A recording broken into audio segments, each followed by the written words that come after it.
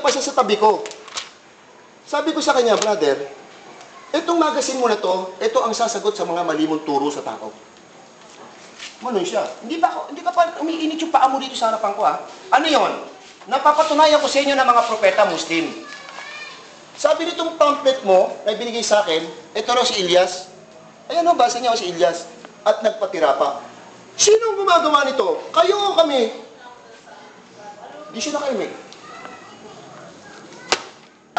Ang gawang mabuti sa Allah, ang gawang masama kay Satanas. Kung may mga Muslim, mga miyembro ng Muslim na gumagawa ng masama, siya ay nagpadala sa gulong ni Satanas.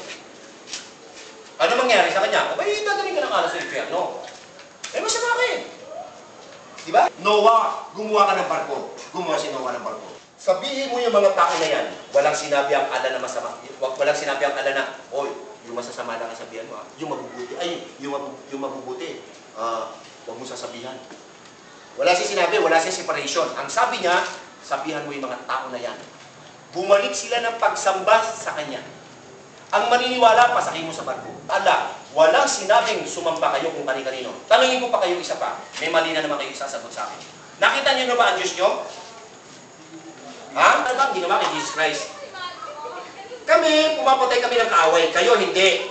Mahihirap na kayo. Huwag naman mangyari. No? Kunwari, pamilya ko kayo. Kristyano rin ako. Pag namatay ang isa sa inyo, anong problema natin? Pera. Tama. Mangungutang kayo. Manghihingi ng tulong kay Mayor. Mahingi si DSWD. Nung humawak ng pera, para sa inyo to. Bismillah. Ar-Rahman. Mirahim. Ako'y sumasaksian sa ngalan ng Allah. Ang maawain, ang mahabagin. Asyhadu Allah ilaha illallah.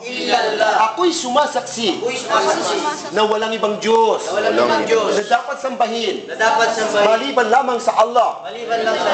Wa asyhadu anna Muhammadan abduhu wa rasuluhu.